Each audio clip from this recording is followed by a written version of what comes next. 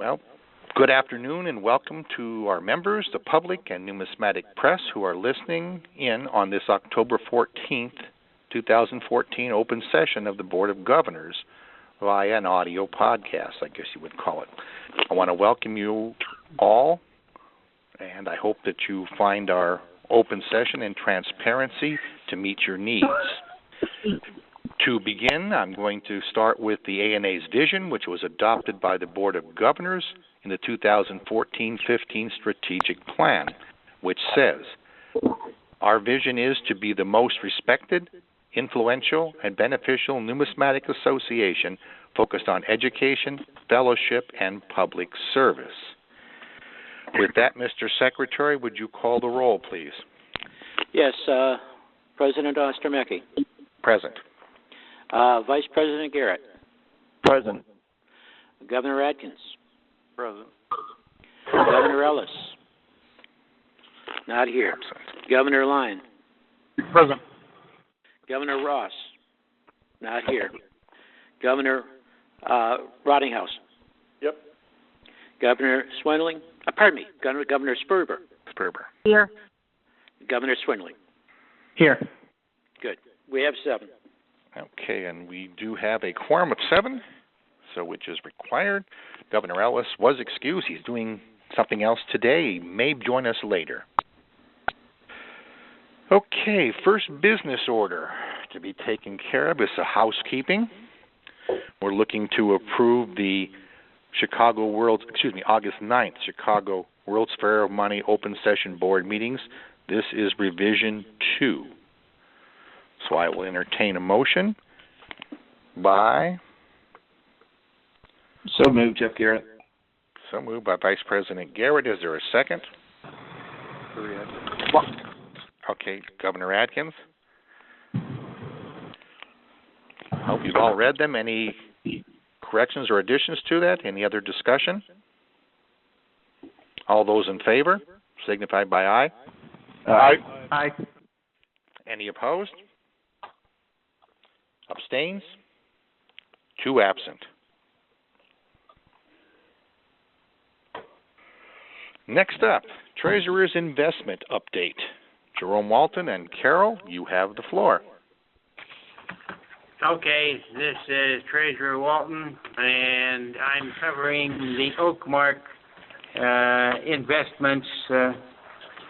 Our current balance is $6,895,877.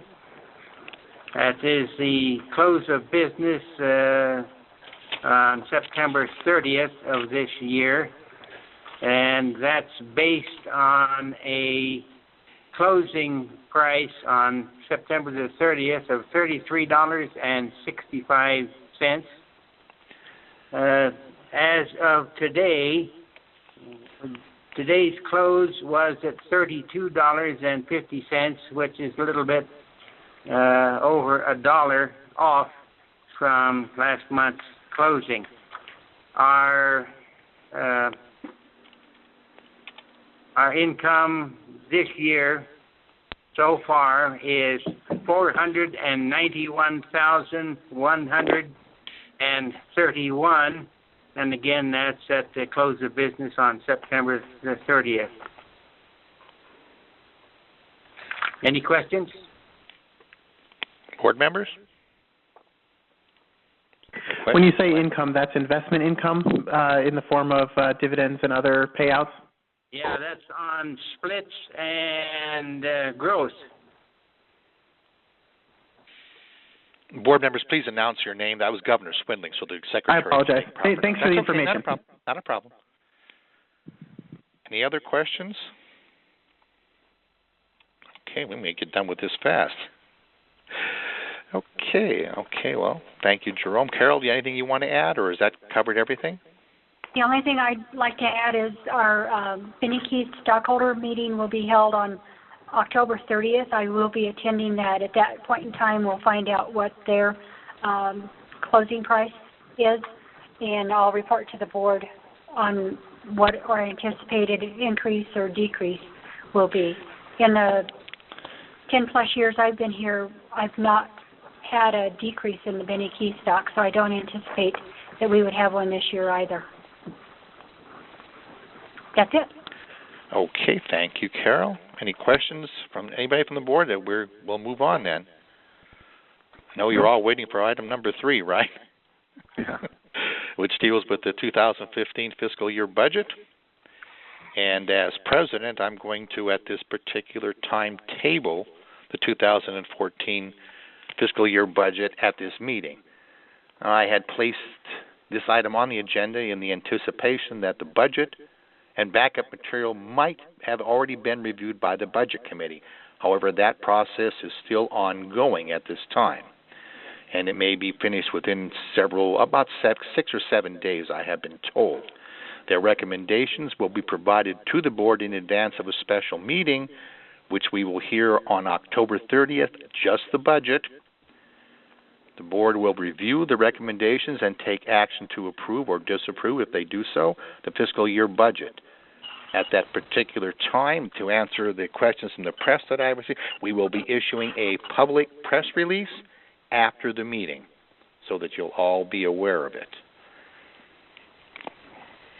Okay, having tabled that, we're going to move on now to electronic voting in the 2015 board elections.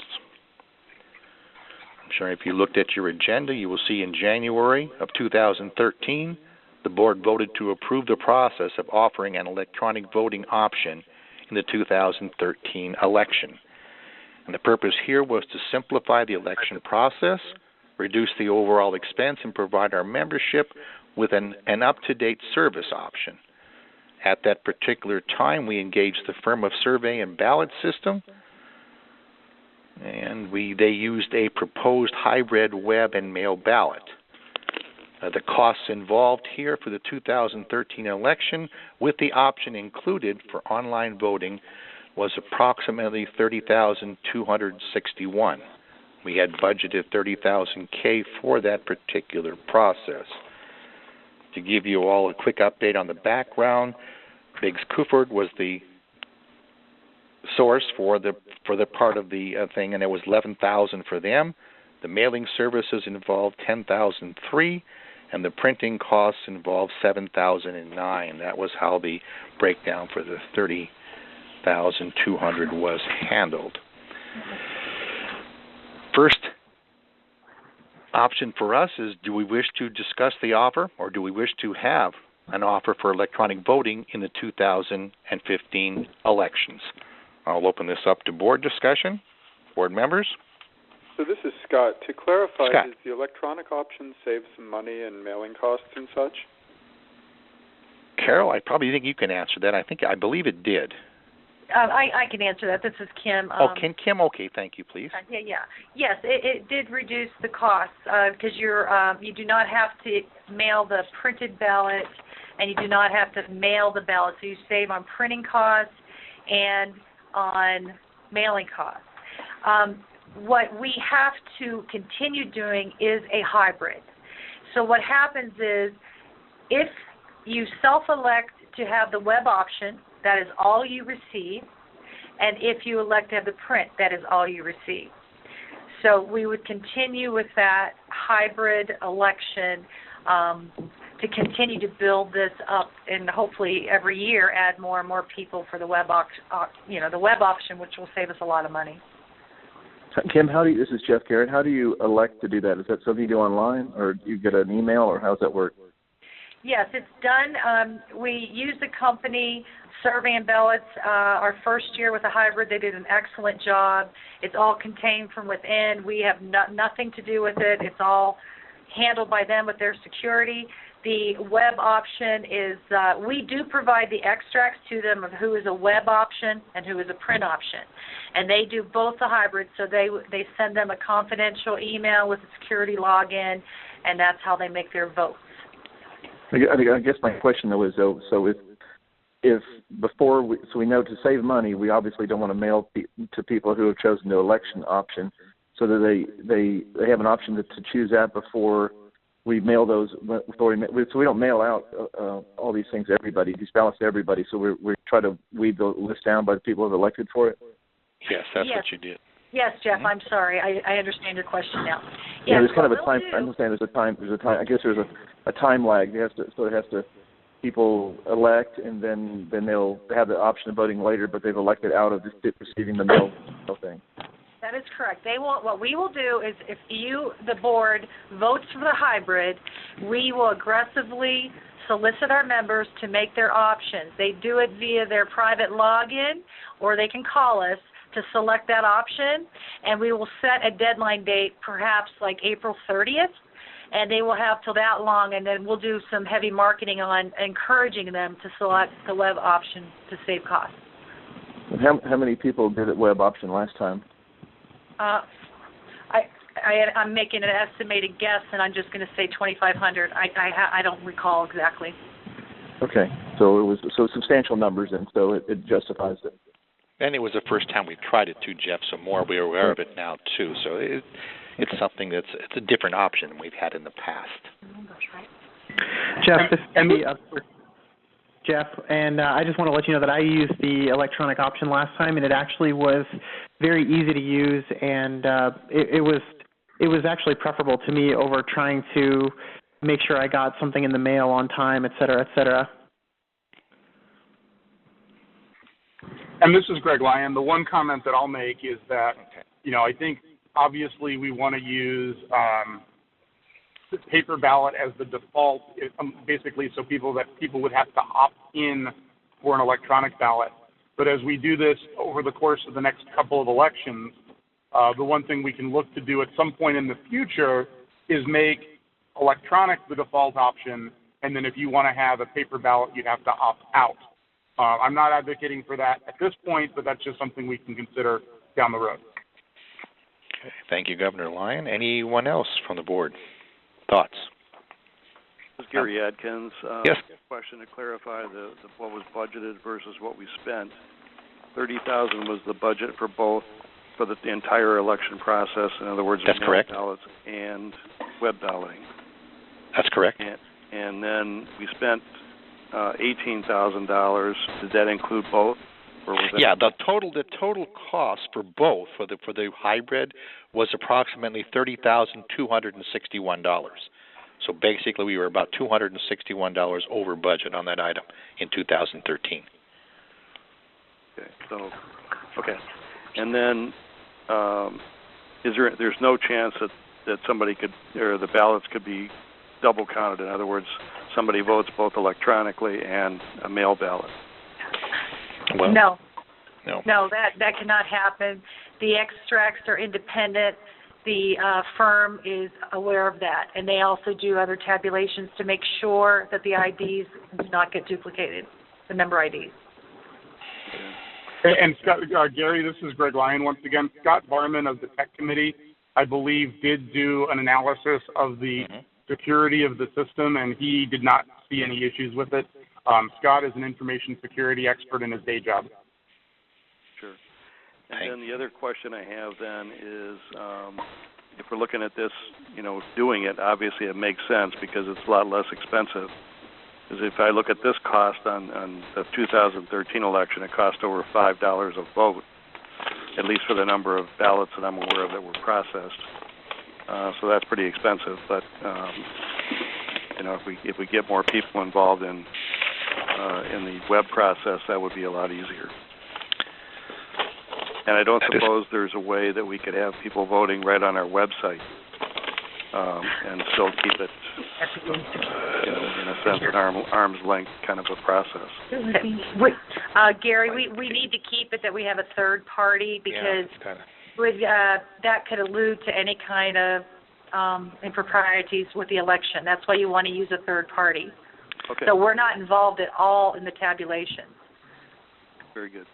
We just want to maintain the integrity, Governor Atkins. That's the purpose here.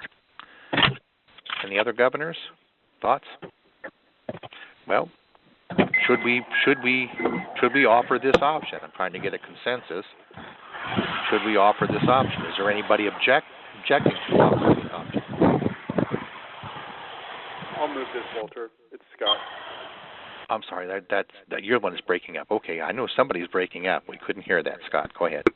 Oh, it wasn't me breaking up, but I said okay. I'll make this motion if you need somebody to make it. Oh, no, well, I just want to see, if we want to go on, we'll make the motion down there. We'll get to that in a bit. And then, because I'm trying to tie everything into the motion, Scott, so I appreciate that. But I just want to, if there's no objections to the board, from the board, we'll go ahead and proceed with the electronic voting hybrid option for the 2015 elections. Is there any objection on that? Nope. Okay, hearing none, I'm going to go on to the second one. And last year we had used survey and ballot systems. Depending on your thoughts, should we engage them again? Or we could also have the option per our bylaws to seek bids from at least 3 firms to handle our electronic voting, the hybrid systems, and then we did it last time. And then, the deadline would be for that would be roughly November 25th. And your agenda, I think, says the 10th. But in order to make that happen in a timely manner, it would be November 25th. So what's the board's thought on, should we go with ballot systems or should we put out the bidding and have 3 Scott, companies? again, did you say that they gave us a bid for this year or No, not for this year. That's the previous year, Scott. I'm sorry if I misspoke. Okay, and following up on Gary's question, just to clarify, It says here in the background information costs for 2013 were $18,000, but you spoke that it was just over 30,000. It was 30,261, Scott. So what does the 18,000 represent? The 18,000 was an error on the first ballot, on the first agenda that was sent out. The second agenda that was sent out had the correct amount. Oh, got it. I'm looking off the wrong one. Yeah. Okay. Yeah, and like I said, we tweaked it a little bit. That's why I broke it down with Biggs Cove receiving 11,000, mailing services receiving 10,003, and then the printing costs were 7,009. There's some change in there. Wouldn't it make sense to put this out for bid to people to see who can do it the most reasonably? That's what I'm asking. Do we have one? Well, we certainly have the option per our bylaws to put it out for bid, as we should. I'd like to have it go out for bid. Okay. What's the other thoughts on it? Sorry? How many companies do this? Jeff Garrett. How many companies are there? I guess the tech people can tell us. Is there very many companies that do this sort of thing, or is it just difficult to get done?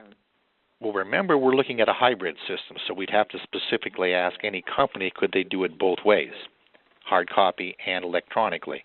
Oh, most do just one or the other. Yeah, one or the okay. Well, we may luck out and be able to find maybe 3. Donna and I did some Google searches last week, and we found a couple that do the hybrids. We're not familiar with the firms, but we can always go out to bid. Okay. Well, I guess that's okay. Walter, Governor Atkins had a question. I'm sorry, Carol, hold on. Governor Atkins, you got a question? I don't have a question. I agree with Scott that we ought to go out for bids. Well, okay. Carol? my only comment would be that, and I'm not opposed to going out to bid, my only comment would be that I would expect any new companies to come in at a higher amount because of not knowing our system. This would be the second time the survey and ballot systems would bid on it, so I would expect them to probably be the lowest bid. Well, but the board is giving a feeling that I'm getting here that they would like it to go out to bid. That's per our process. Right, and I said I'm not opposed to it. Okay. Just for clarification. So, and just a board I don't member know, how much is a bid going to really save us? $5,000, and then we've got to reacquaint or get somebody acquainted with our system. Me personally, I'm against going after bids. I say stick with the company we have. They've done a good job. They know us. I don't think it's going to be worth all the time and effort to go bid this thing out. Okay, thanks, Governor Berber. It makes sense, too. Other thoughts, board members? This is Jeff Karen. Yes. I don't think we would say that I sort of agree with Laura. I don't think it's if someone did a great job. This is sort of complicated to do, and if someone did a good job last time, it's if it's not historically whatever we spent in the past, I don't see that it may be worth it. But I understand the need to get bids for things we spend a lot of money on, but we probably already did that once before. Yes, we did last time. Okay, come on, we got governors out there. Governor Swindling? Thoughts? I think that there is a point in saying that they have already got a relationship with us and have done it in the past. What was the bid for this year for the same company? We don't have a bid yet. We haven't even put that out yet. Okay. We just want to check the option to have it. We want to have it, so that's what the second step here is. Sorry, somebody said something and I missed it. Sorry, this is Scott. I mean, that's okay, we need Scotty. to know how much it's going to cost, right? Is it $30,000, $50,000? Well, at this point, we don't know. So right. So I think we need to at least solicit a bid from our main people, if not a couple of competitors. This is Jeff Garrett again. If we don't know the price, I was assuming that it was $30,000. If we don't know the price yet, we're wasting our time. But we're not wasting our time. But it's I think a mute conversation until we know what the bid is, and then we can. Well, it might come in cheap, and it'd be an easy. We don't have the information really to make the decision yet, in my opinion. Well, the first step would be, and the motion reads that it was just that we were going to process votes for the election that way. We will send it out for bids to get a bid, so that we will know. But do we want to hold? Do we want to have elections online and by mail? That's what the question here is. So it looks like we have some varying concerns about the. No, I agree. Walter, this is Jeff. I agree on that. But my point is, though, putting it out to bid, it's. I guess we're basically are putting it out to bid. The question is, we want to put out the bid to one person or to more than one person. The 30,000 is a number we had last time. We were just assuming it might be that price. So. And again, to look at the motion, Vice President Garrett, we're just looking here. Do we want to process votes for the election, both electronically and the traditional mail option? That's what your motion reads. Okay. If we decide to do that, Carol will put out bids from ballot survey and to 2 other companies. That would start the process. But at this point, do we want to go on with the option of having electronic and traditional mail? I thought we were just having a conversation. We just had a conversation about do we want to put it out to bid, and some people said yes and some people no. So we are going to put it out for bid. So that will be the next step, because we don't even know, as you say, we don't currently know what the cost would be for this year. But the first decision we have to make: do we want to offer this option as a board? I understand. And that's what your motion reads there. Well, can I clarify? Yes. Sure. You've already asked the board, and nobody's taken exception to the idea that we have the hybrid. What we're trying to figure out right now is whether we go to multiple bidders to quote for the hybrid. But we've already decided, as I understand the board's comments, that they want a hybrid. But now we're deciding whether we go sole source or multiple bids to get that hybrid. Okay, so then maybe we're getting a little premature. I should have the motion brought to light, because the motion reads here. And Governor Rottinghouse, you still want to move on this motion? Sure. Okay, motion by Governor Rottinghouse, second by? I'll second Jeff Garrett. Vice President Garrett, to process votes in the 2015 Board of Governors election with electronic and traditional mail options available to members based on their indicated preference. That's the motion we're voting on. Any questions?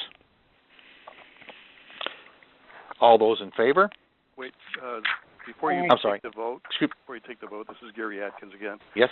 In our original request or proposal that we asked for, when we go to these companies, do we give them our membership numbers, and I'm sure that that's what they use as their basis for bidding on these. I may be incorrect in that, but if we give them a number of 26,000 members or whatever it is, and the actual tabulation only involves about 5,000 ballots, whether it's electronic or printed, it seems to me that would be a lot less cost to them. So that is all the more reason, in my view, to go back and revisit the bid, because $30,000 seems like a lot of money to spend on tabulating 5,000 ballots or whatever we receive. But it's the whole election process. Yeah, it's a I understand the cost, and it is. Yeah, but the problem is they got to mail a ballot to everybody who's a member who doesn't say they want an electronic one. Yeah, it's the printing cost, Gary, that and the postage that actually costs us the most. I think with survey and ballots, it was approximately $15,000. for them to do the whole process. Again, they did the hybrid and the online, but your printing costs, and that's something I'd like the bylaws committee and the board to look at. By the bylaws, we have to include the print biographies at every mailed ballot, even though they're already included in the magazine and posted on the website. That alone would save us a lot of money in the future. Just to give you an idea. Get it to the bylaws committee. Go ahead. Kim, can you explain it? I didn't catch what you said would save us a lot of money. Can you say that again? That went over my head. Yes, it will save us money on printing and postage. The bylaws require that all of the candidates' biographies are enclosed in print in the envelope mailed out. Those biographies are already included in the June issue of the magazine and online. So it's things like that could save us money. I agree. Okay. But we can't do it now because it's in the bylaws. And another additional thing in the bylaws, it states that the names must be mixed, so there's multiple ballots being printed. Yes, we have to do that. They did that both electronic and print-wise, and that adds extra money too. So you have sometimes 5 to 6 different templates that has to go out.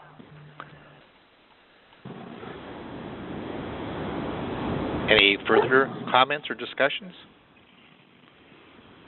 Okay, I'm going to call for the vote here. All those in favor? Aye. Aye. All those opposed?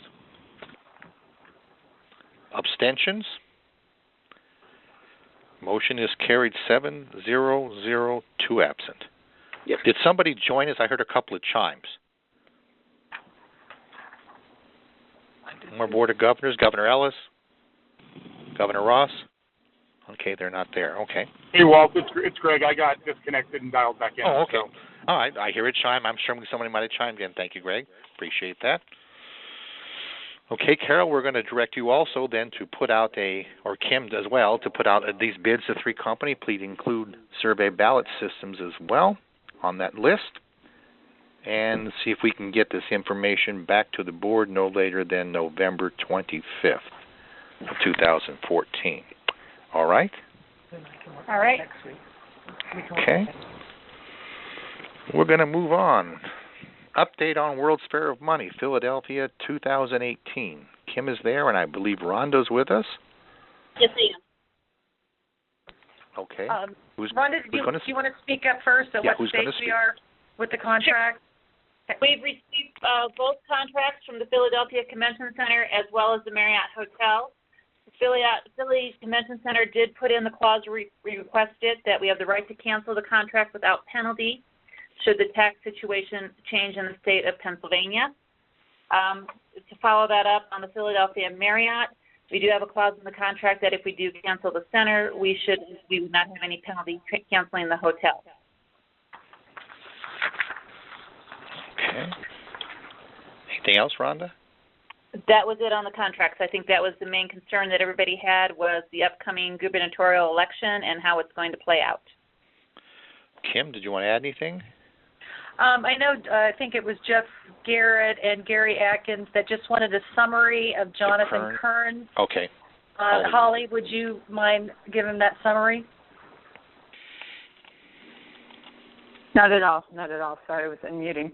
So Jonathan Kearns was contacted by a third-party revenue collection entity that the city of Philadelphia hired, and the entity asked that he fill out Nexus forms.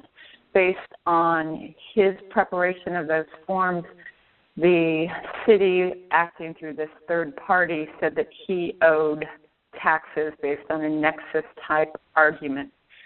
Because the amount of the taxes were relatively low, he determined that it was cheaper for him to pay this alleged Nexus-related tax and penalty. It was cheaper to pay it than it was to fight it. And so we don't have any clear determination as to what the city of Philadelphia will do on the penalty, or the Nexus issue. But we do have experience with member dealers being charged taxes. The Nexus law does not provide, like California does, for a certain number of days resulting in taxes, but it is a more general, if you do business in Philadelphia or in Pennsylvania, you may be subject to the Nexus provision. Of course, the ANA does not offer tax advice. I'm not qualified to, but I can report that has been a general complaint of one of our member dealers. So, Holly, this is Scott. John complained to me at considerable length about our Philadelphia thing, and the amount was relatively small, but it was in the thousands. And my understanding is that this is an income tax, correct? And, correct. And do we know if any other dealers have received that? Because their letters to John were pretty threatening and nasty, actually, from what I understand. I am unaware of any other complaints, but perhaps Kim can weigh in on that. Nope, that's the only one that I received as well. We did reach out to ICTA, and again, nobody can give legal advice or licensing advice or all that, but we have the information is on ICTA's site for people to contact. This is Jonathan's case was the first that I've heard, and we've been in Philadelphia several times. This is Jeff Garrett. I sent, if I'm correct, this is a city tax, not a state issue. Is that correct? That's how I understood it. Okay. Can we not get a letter of clarification from the city that we want to attend if there's a city nexus? I would not support going to a city that won't agree to at least make it clarify what the situation is. We can absolutely reach out to them and see if we can get some kind of revenue ruling or letter of opinion. Yes. Yeah, it's really, I think clarification is in order. And it's like just going in hoping they won't contact people. I don't think our dealers would appreciate that. I think that we should coordinate with ICTA so that we aren't stepping on each other's toes in that regard, but we can absolutely reach out and do that. Okay, Holly. Any other board members?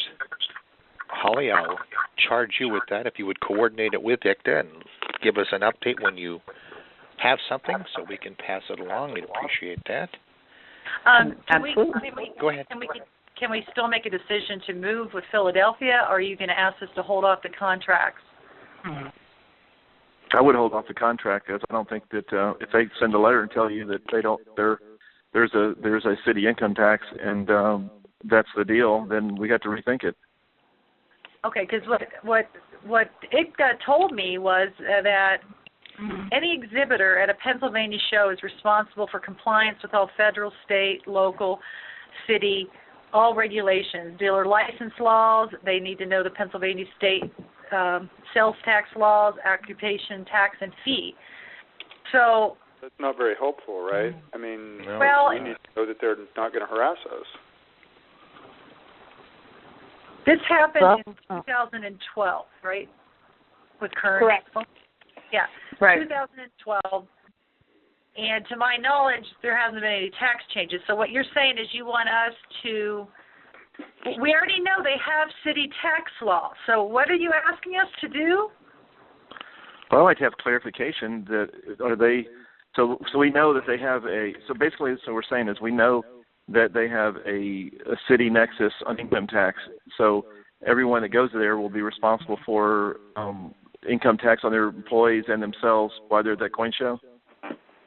What we know is that in the past they have taken the position that participation in a coin show subjected someone to the nexus tax. We don't have an actual ruling that, in fact, it did. No, Kern didn't want to incur the cost to fight over it. So we can see if we can get a ruling. I don't know that the city is going to pass on thousands of dollars of potential taxes, but I've not worked with ICTA in the past. Kim, perhaps you or Rhonda have a better idea how they're able to assist us in that regard. Well, to go along, we need to get clarification, as Vice President Garrett has mentioned. So I think it is important for us to have that. We can work on it. It's going to be tougher than you think, but we can try then. Okay. And Rhonda, how does that affect the hold on the center? Any issues with that? The hold on the center is only through October 31st, 2014, with the offers that they gave us per the bid. Okay, so that was losing 21st. The $1,000 credit to cover the land. I don't know if the price is going to hold for that, so we could keep working the center itself. Yeah, and from my my interactions with ICTA, we got to follow up on this now. They will be able to do that. They provided addresses to us, and so Holly and I could perhaps reach out to them. That's the best we can do. I doubt they're going to make any firm promises to us like any other city wouldn't do either. So we will. I guess we got to get. I don't know how we're going to do that, Walt. Yeah, you got a very tight schedule. 21st October, though. This is 31st. Oh, 31st. I'm sorry. I thought I heard background noise. Okay, I have. Okay, so Rhonda, you're going to have to help lead this effort too, with Holly and I. This is Jeff here. I want to bring up another issue just so you guys be aware of it. This tax would also apply to the ANA for all its employees that are there for the week. I'm already facing that with me in Anaheim, Jeff. That's something that we're already looking into. Okay. Well, I just want to point that out. So it's not just the dealers; it's everybody. So we got that's a liability for the ANA as well. Could be taken on. And just to clarify, I mean, most cities do not expect you to pay their income tax when you come and do business there. I mean, some do. There's a potential issue with New York. There's the California issue, but usually those are time-based too. This is kind of nasty. Yeah. Well, we're going to have to just look into it for right now, and you'll have to get back to us so we can either meet or make a decision. I know we have another meeting for the budget scheduled on October 30th, so if we could hear something either way, perhaps we could address it again there. That's probably a good idea, Walt. Okay. Then maybe that's the route. That give you time to look into it and give us at least a day to hold the price before we make a decision. Now, this could really affect it. So I'd like to proceed along those lines at this point. Hey, Walt, it's Greg. They got dropped off and rejoined. Okay, thank you, Greg. That's all right. We're not going to drop you yet. So that's anything else? We're going to have at least give you guys a chance to look into it before October 31st. If we can, if you can get something or some ideas by the 30th, we could also hear it then in our budget session. All right? Okay. So I'm going to just leave it with that at this point and move on to item number 6 on our agenda, which is the honorary host chair for the 2015 Chicago World's Fair of Money. Kim, Rhonda, want to address this? Rhonda, you can. It was brought to our attention that the Chicago Coin Club would like to nominate Stephen Burke in the honorary chair position in light of Mike Ellis. In light of everything he's done the past couple of years for the organization. Governor Ellis. Mike, just for you, we'll stop just a second here. We're on item number 6 on the agenda. If you have it in front of you, we're talking about the honorary host chair for the 2015 Chicago World's Fair of Money. Rhonda just addressed that issue, and the recommendation being forwarded from the Chicago Coin Club was for Harlan Burke. Am I correct on that, Rhonda? I don't want to... That is correct. Harlan Burke, based on everything he's given to the club as well as supporting the World's Fair of Money pre-planning, they would like him to be named honorary host chair for 2015. Gary Adkins, I'll move this motion. Okay. Governor Adkins moves. And was Governor Rottinghouse, am I correct? Yep. Okay. Second set. Okay, the motion by Governor Atkins, second by Governor Rottinghouse to accept the nomination of Harlan Burke as honorary host chair for the 2015 Chicago World's Fair of Money. All those in favor? Aye. Aye.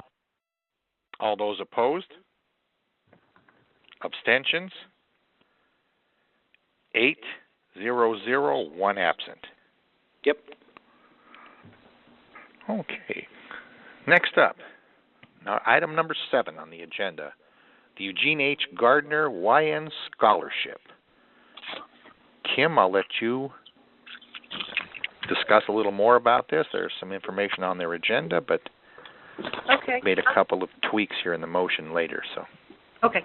Yeah, Heritage approached me. They want to honor Eugene Gardner, and they would like him to have the naming rights of a scholarship that will be given to the auction head young numismatist each week at the 2 weeks of summer seminar.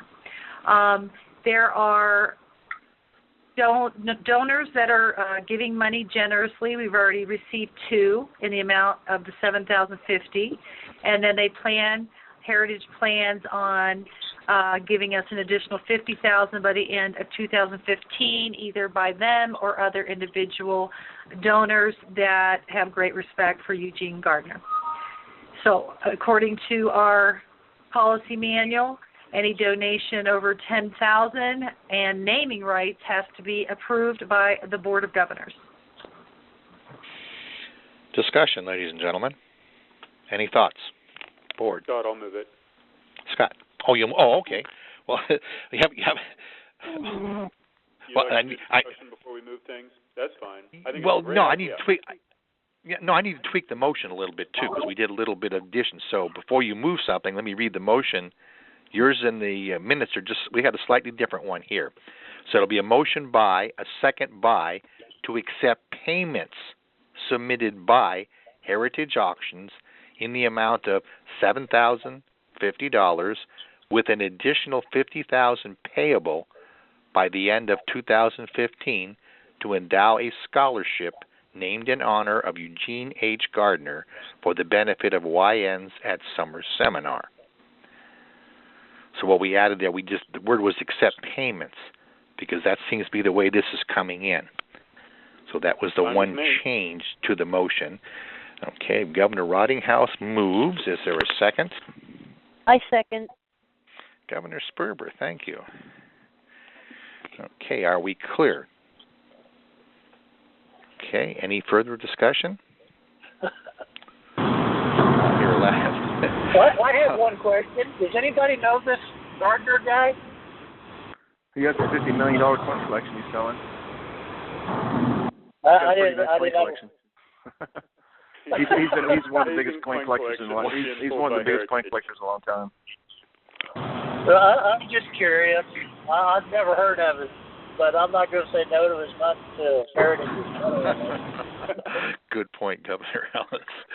Okay, any other questions from board members before we move on here? If not, I will call for the vote. All those in favor? Aye. Aye. All those opposed? Abstentions? 8-0-0, 1 absent. Yep. Okay, while we're on the subject, let's move on to item number 8, which is donations to the ANA of $10,000 or more, as Kim just mentioned. And Kim, you want to talk about the Wyoming donation? Most of it was listed in the agenda, which I hope you guys have in front of you. If you just want to speak to it a little bit here, and yeah, I think it pretty much covers it, but the Colorado-Wyoming Numismatic Association is disbanding their joint club, and they chose the ANA to adapt an ANA Adult Summer Seminar Scholarship Fund to be used for recipients in the Colorado-Wyoming area. So they've given us enough to provide 2 scholarships for this summer, and once they close out their bank certificate of deposits, as they mature, we'll get an additional $17,000. This fund will go on as long as the funds remain. It will not be in perpetuity. I'm sorry. Yeah, perpetuity. It's a tough word to say sometimes. Yes, I just want you to know, and that would be the same, too, with the one you just passed. I mean, Carol calculates interest earnings, but once those funds are exhausted, that scholarship will be no longer available.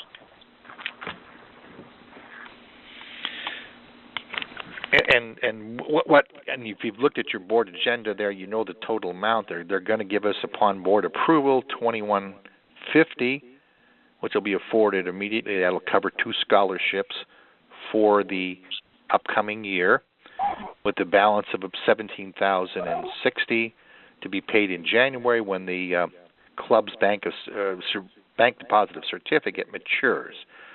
So we'll keep you involved in that loop as well. But I think it's great of them to think of the ANA, and this is another great story that our members and our member clubs take. So moved by whom? Governor Ellis. Oh, moved by Governor Ellis. Second by? Atkins. Okay, I'm sorry. Atkins. So motion by Governor Ellis, second by Governor Atkins, to accept the remaining financial assets of the Colorado-Wyoming Numismatic Association in the estimated amount of $19,921.36 as a donation for the ANA Adult Summer Seminar Scholarship Fund. Any questions before we go on to the vote? I will call for the vote. All those in favor? Aye. Aye. All those opposed? Abstentions? 8-0-0-1 absent. Yep. Okay, we're moving right along. Next item is the number 9 is our YN Scholarship Fund, and I'm disappointed that our board intern, Hannah, is not here. She was at the recent meeting of the YN committee, and I just wanted her to share with the process where we are involved in that particular process, and it will be offered. The committee, the YN committee, is looking at developing the criteria, which should be available to go out around the beginning of the year for applicants to apply.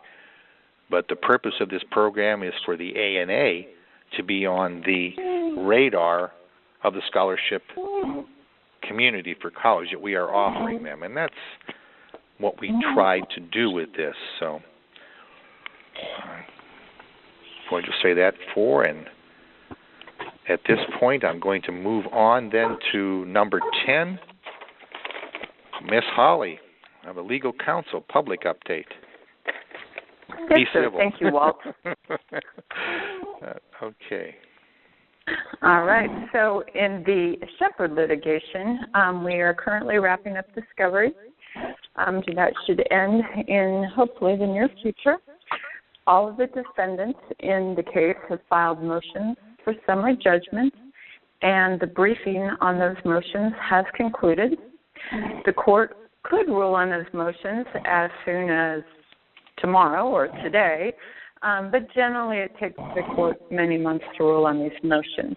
The court tries to rule on motions for summary judgment well in advance of any trial so that the parties can more efficiently focus their case on whatever claims may remain, if any. Right now, the matter has not been set for a trial, so we don't know exactly when it will be going to trial. We do have a conference on October 28th with the judge, during which we will set forth a general trial plan. It's anticipated that on October 28th, the court will set this matter for a trial. We have recently been served with an additional claim for an alleged breach of contract, of Mr. Shepard's contract. There are responses and any counterclaims due on October 26th, so we will be addressing that in the near future. Presently, there are no other known threats of litigation, and I'm hopeful that we can wrap up the Shepard litigation either on the motions for summary judgment or a successful verdict at trial in the near future. And that's it. Holly. Okay, Holly, brief. Boy, we're not paying you for that short brief. Okay. All right. Thank you for that update. Executive Director update. Kim? Yeah, sure. I'll give you a couple recent highlights. The A&A Money Museum and Education Departments are participating in local educational events, increasing our visibility in the community. Last Saturday, we attended Science Day at the University of Colorado College campus. Coming soon, we're going to be hosting a banker's night in the museum, including a class on numismatics with economic focus and providing a tour of our exhibits. This is part of an effort to encourage local banks to promote the A&A and our museum and their facilities and emphasis on numismatics. We'll expand on that outside of our state once we do some measurables of the efforts of this program. We're also going to host an open house for social studies teachers from the largest Colorado Springs school district at their request. They want to encourage student field trips to our educational facility with the museum and have educational in-class visitations by our numismatic educators. In September, we took part in the annual Smithsonian Museum Day, gaining exposure among museum enthusiasts. Curator Doug Mudd and collection manager Andrew Dickus recently attended the Mountain Plains Museums Association's annual conference held in Aspen, Colorado. They conducted a presentation entitled Show Them the Money, exploring how all museums can integrate numismatic objects to enhance their exhibits. The presentation was well attended and received and included discussions about providing information to other museums on their numismatic holdings, lending A&A objects to outside institutions, enhancing our exposure, and other cross-promotional opportunities.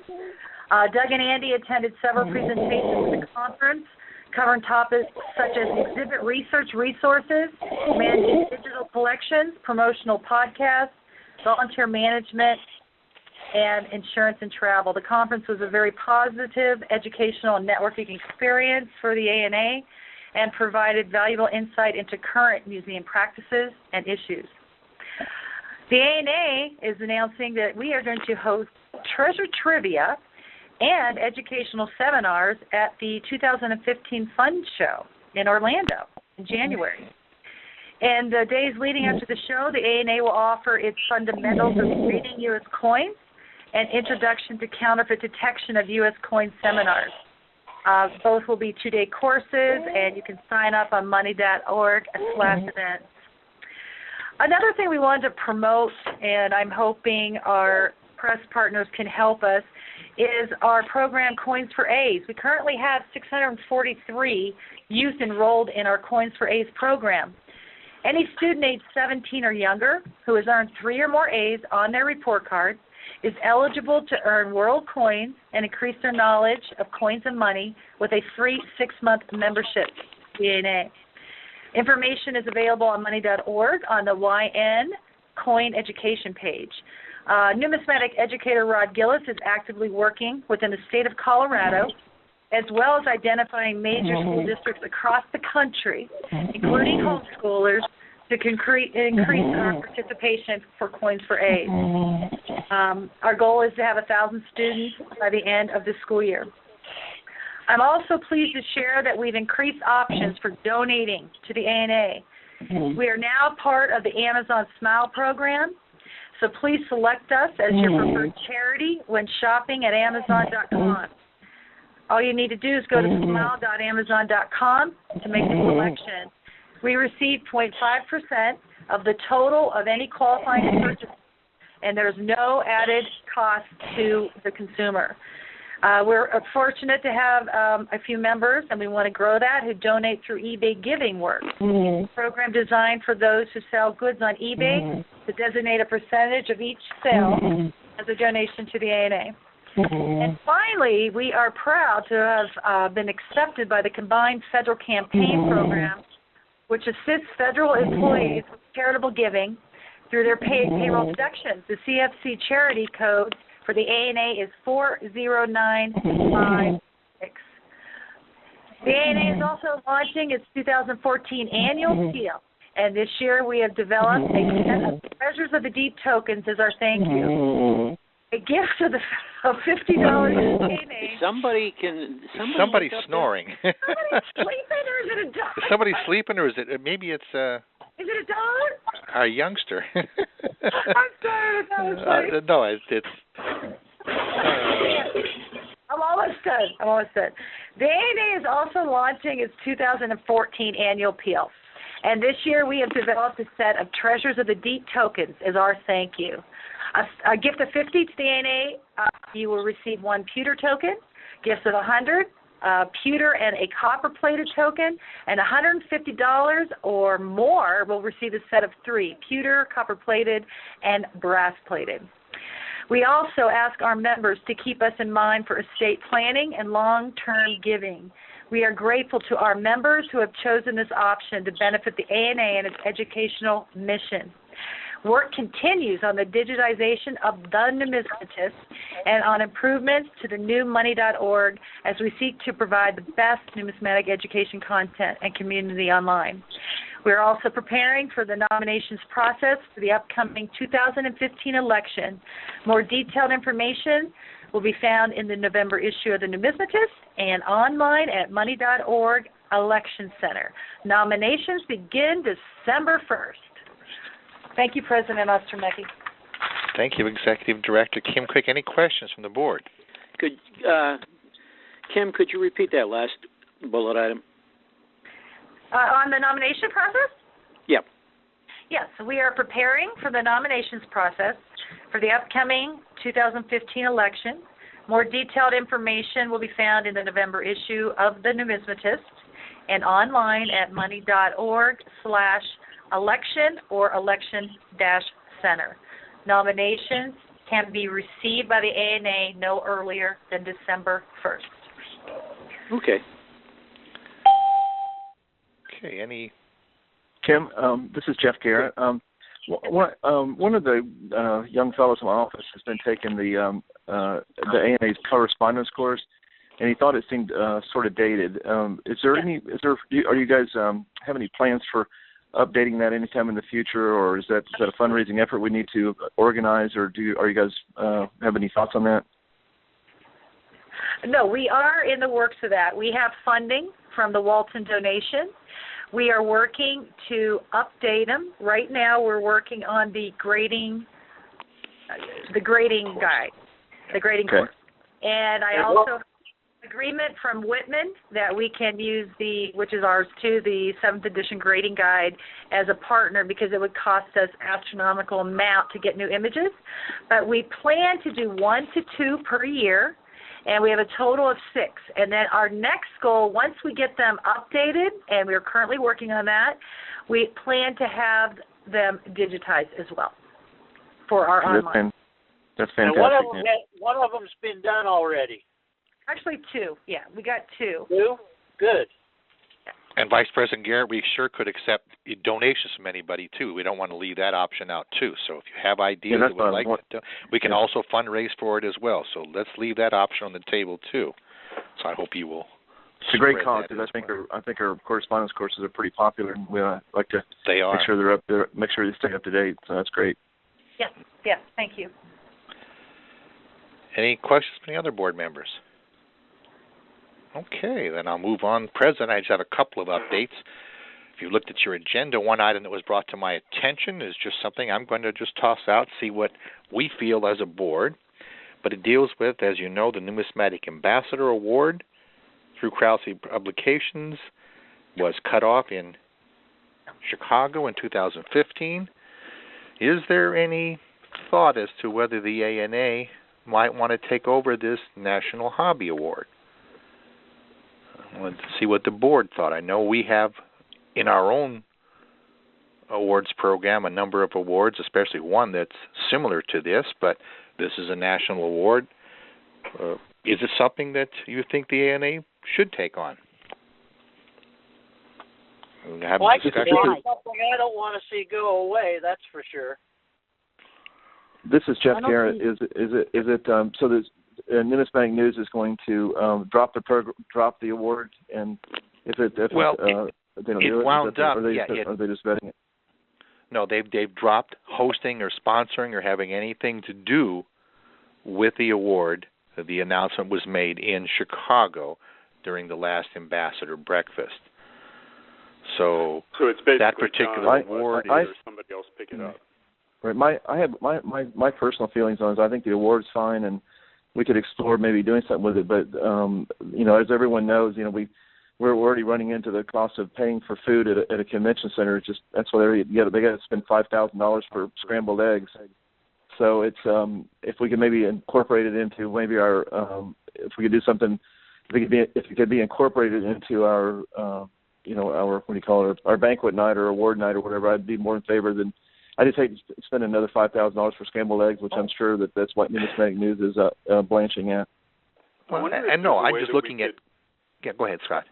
I was just going to say, I wonder if there's a way that we could do it off campus or whatever. Do this breakfast that they have in a restaurant rather than in the convention center.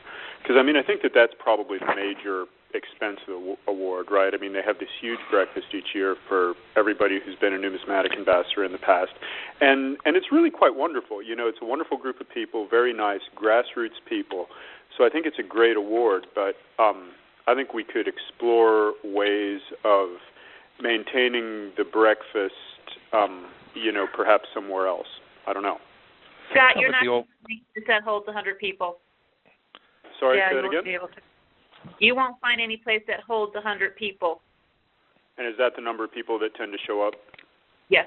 Somewhere between 75 and 100, too, Scott. And the overall cost, including all the mailing, the balloting, not counting staff time, if we were to even think about it, is roughly $5,000, which includes the breakfast.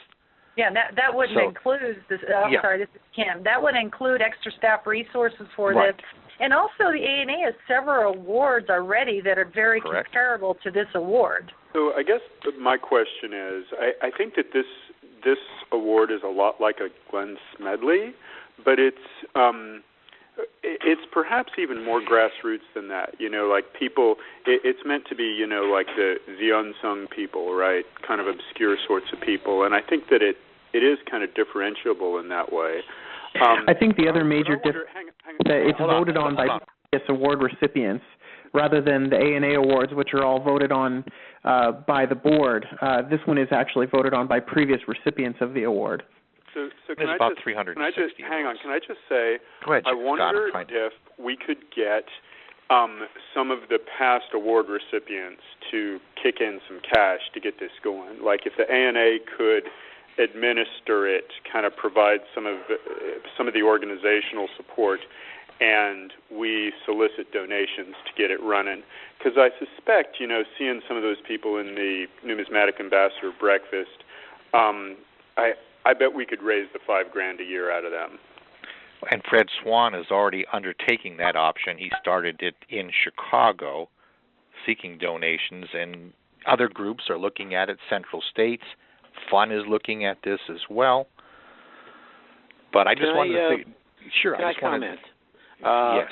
First of all, the cost is, something that I think that the ANA could raise in conjunction with several other groups, as Walt just mentioned, Central States. I know I've broached the subject with Fun. They wanted a little more information, but I think that they're positive towards it. And we'll probably, I don't know, I would think very positive, and I think Central States would be positive. I think others would be. One of the things that the Numismatic Ambassadors Award does is nominate people that aren't really known at the national level, but are deeply involved in, for example, Pacific Northwest or other local areas that aren't really nationally known. And it brings a lot of people, like the different different ambassadors can bring up the names of anybody that they know, and then it's voted on by everybody. It makes for a much more grassroots approach. I think that the amount of money could be raised at not only the ambassadors level, but I think several of the regional clubs would be more than happy to co-sponsor. Well, the money's really not the issue. Remember here, too, the ambassadors do not have to be members of ANA. And so these are some things we would have to look at. That's why I was trying to get some feeling. And it's going to involve some staff time. We still need to vet it through the ANA leadership team. But anyway, it was just something thought. I don't know. I'm not hearing much from the board. I'm against it. I'm against it. Okay, that's fine. I'm just trying. That's what I'm trying to find out. Why did Krause drop it? They dropped it for a reason. If the ANA is not the numismatic world's angel, we're not here for that. Why don't we just tend to our own business? Look, I'm not saying there isn't some poor little guy out there working hard. They shouldn't be rewarded. But you know what? Let other people step up and do it. Let's not waste our time, our money, our effort on it. Makes sense, Governor Spurlock. Again, I just was trying to get a feeling here. I just figured, do we want it? I'm hearing little. I don't. Well, okay. And other board members, what's your thought? This is Jeff Garrett. This is Jeff Garrett. I don't know who's on from Krause to. No one. I would. But I want to say, Dave Harper's is it just not, about Dave Harper? Maybe he can address this. He's not on. He's not on. Okay. No, but I could have had him available. He would be if we wanted to. If it's just about money, maybe if it's just about money, maybe 3 or 4 organizations could help. If ANA maybe donate 1,000, and the breakfast could maybe be sponsored by some organizations and let them continue to. I think the bigger problem is not just the money, but having to that we don't need to having our staff to be involved in it. That's my bigger issue. I think it might be a good grassroots thing if 4 or 5 organizations want to donate some money to make it continue, but still have Krause do it. Well, Krause wants to divest itself. F&W Media has a different, thought, and that's what Dave Harper talked to me about. I said, well, I'll just bring it up at the board. I know Fun is going to be discussing it, I think, this weekend at their board meeting, and I just thought I'd bring it up here to see if we have any interest. I don't have any thoughts either way. I'm like Laura. We have so much on our plate to do. I think that we hate to take on something else. But that's just my opinion. No, this is what I'm looking for. I'm looking for. Should we pursue it? If we want to pursue it, I'll appoint a committee to look into it. But at this point, I'm not going to adopt it. I'm not hearing an overwhelming concern for it. This is Greg. Yes, Greg. So the Numismatic Ambassador Award is something I've been very familiar with back to when I was a YN, because a lot of the people that I knew who ran the shows in the New York area had received it. I think it's an award that I'd like to see stick around.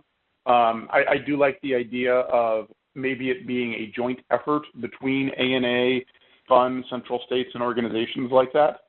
I don't know if we necessarily want to take it on all ourselves, but I'd like to see what can be done in order to try to keep the award around. And again, I like the thought that's been brought up, a joint effort. That would seem to be worth it. I can talk with the Fun Board about it if they want to. Central States did not address the issue at their recent board meeting, so I wish I had information there. So at this point, I'm going to move on. I'm going to say, let's look at this joint effort option, and I will talk with both Central States and hopefully the Fun Board if they're going to take an interest in it.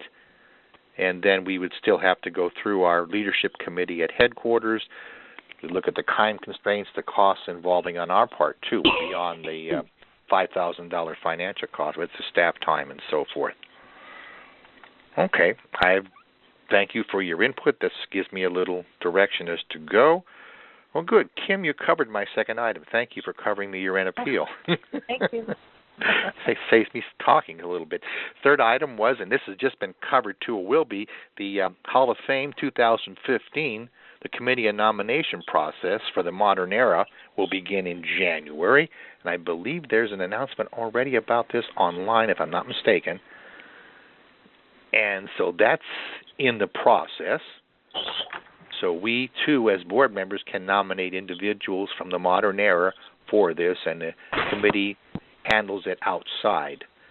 So just wanted to update on that. Jeff Garrett. This is Jeff Garrett. That's different than it was before. I always remember before it was the nomination process was by current Hall of Fame members. Well, living Hall of Fame members. So it's changed now? Last year it was changed. It was last year, or it might have been. I think past President Cliff Mister clarified this point. It might have been during the last of Tom's term or early part of this new term. But we changed into a modern era and past. So there's two separate ones. One's in the even year and one's in an odd year. Can you define modern era? Do you want me to? Yes, would you? I think you're probably a little more updated. I have the information here in front of me. Go ahead, Kim. All right, the nominations for the 2015 modern era election actually are due by noon on January 15th. Oh, they are. That's right. Okay, the 2015 election focuses on modern era numismatists, defined as number 1, living individuals. And number 2, individuals deceased within the last 25 years. So that'd be 1987 to 2012. 2012, yeah. Yes. Nominations may be submitted by any ANA member other than AYN. Mm-hmm. And each member is limited to 2 nominations at any election. To be considered valid, nominations must include no less than 300 words of background or biographical information. And there is a nomination form on money.org/numismatic-hall-of-fame. That's where I knew I had it here. I've got it in front of me. Thank you, Kim. I got so many papers on my desk, so that's something we all can participate in. Next item, and I wrongly credited the next one about a membership campaign drive to Q. David Bowers, but it actually came in through the Advisory Council and through Don Perlman, part of the Advisory Council as well. And I'm just going to read their suggestion for your information. This was just a thought, and I promised always to bring up Advisory Council suggestions. But they're talking about here, and it says, many of our current ANA members are also sellers on eBay to folks like all of us. Many of them have sold one or more numismatic items on eBay over the past year, and probably several thousand have done that. It would be great, according to the Advisory Council, to consider that each of the members who sells occasionally or regularly on eBay would enclose a pre-printed postcard advertising the benefits of ANA membership and where to get further information. And these would be put in every shipment to the individual who bought. And so the Advisory Council asked me to bring this forward, and I'm just bringing it forward for our thought. It still needs to go through our membership department at headquarters, but I certainly wanted to share this with you on behalf of the Advisory Council. This is Laura. Yes, Laura.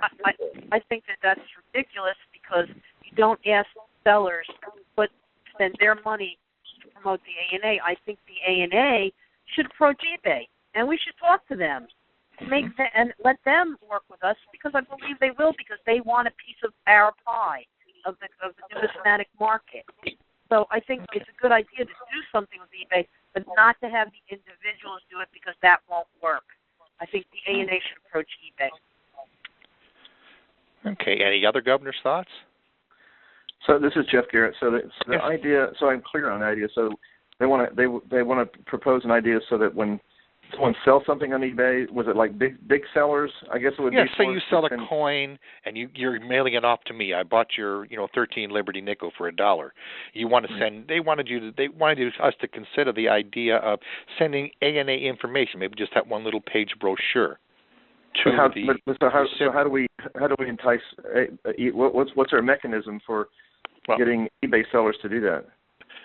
Again, they didn't have any of this. I'm doing as I said I would do with the committee, with the Advisory Council. When they suggested something, I'm bringing it to the attention of the board. I guess they're going to leave us the particulars, or I can get back with them and say, look, how are we going to do this? Well, this is Jeff here. I do think that the idea of it wouldn't just apply to eBay sellers.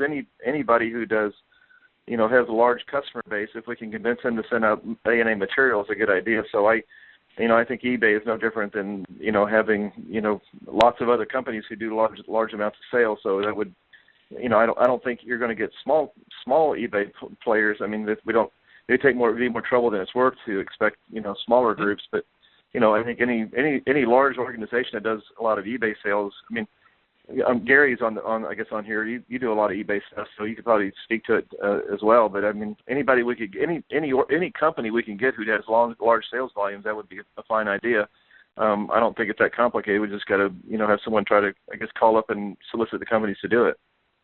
Well, and again, go ahead, Governor Sperber. Go ahead.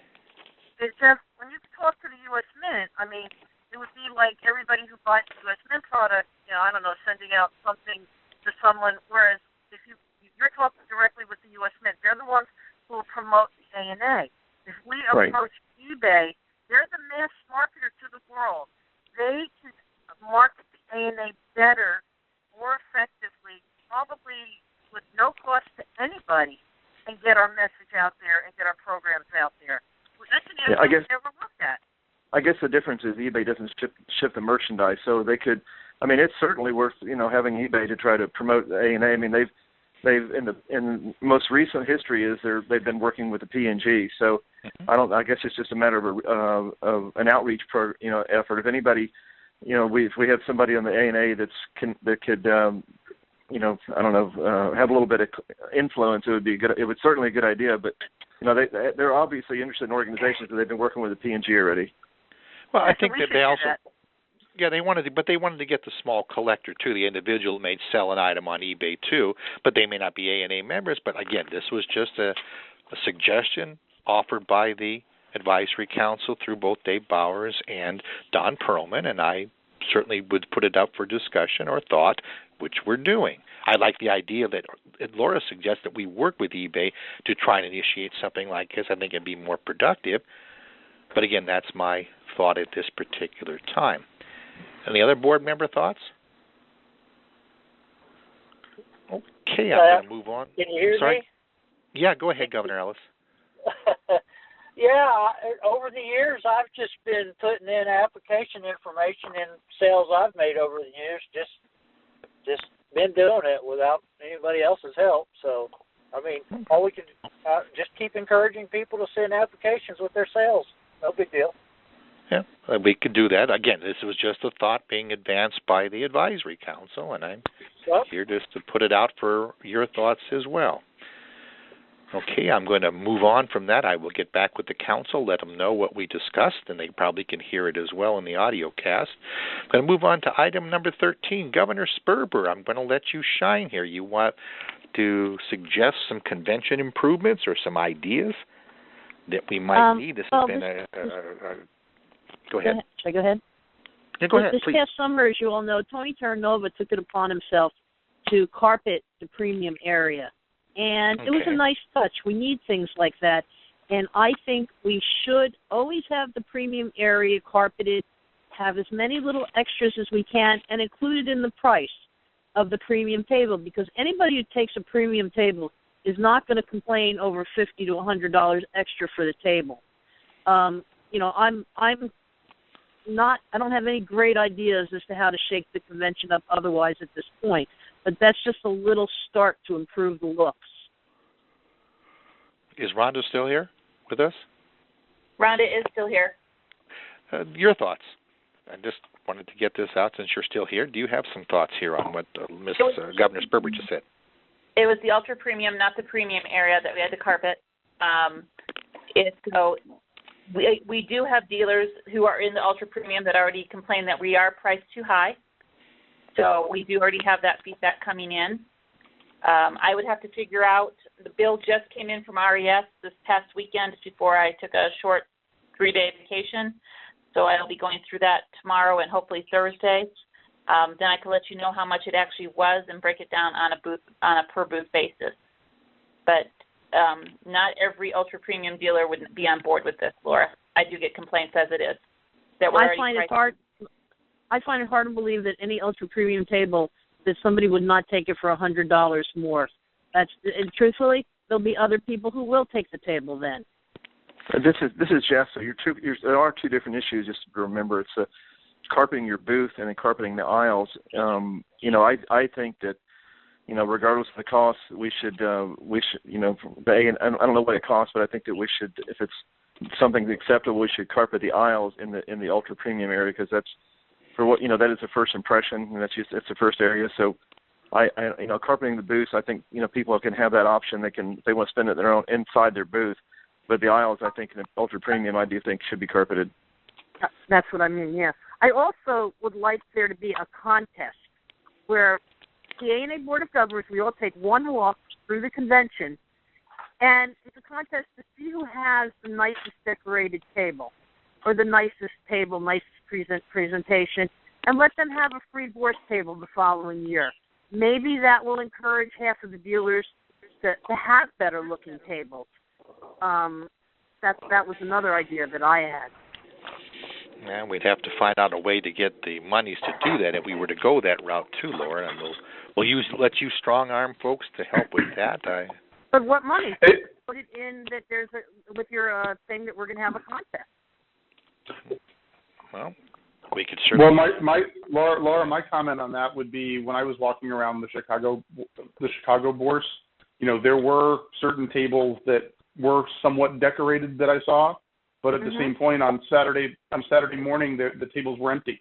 You have flowers, you don't have any coins. What's going to attract people to the convention? I think coins work better. That is a problem. Well, if they leave Saturday, then they're disqualified. Okay, we would have to set up guidelines or rules for this particular contest if we were to pursue it. I know it's going to take some time, but do you want to draft some thoughts as to how we might handle this contest, Laura? Yes. Yes, I'll do that. And bring it well, back to the board so we can do that. Okay, good. You've got two people to work with you. Great. Okay, so we'll do it in both do points, that so that we can Sounds start good. addressing this issue of, looking at ways to make our conventions, I guess, more attractive, if that's the word you want to use. I have no problem with that. But remember, too, what we decide still needs to be vetted through the leadership team at headquarters. So very important. But I'll charge you with that, and I'll ask you to come back at our next meeting with that, if you can. Okay, very good, Laura. Anything else you wish to add, or? No. Okay, well, ladies and gentlemen and board members, with that, we've finished up our agenda for today, and I would, at this point, ask that any further audio be discontinued.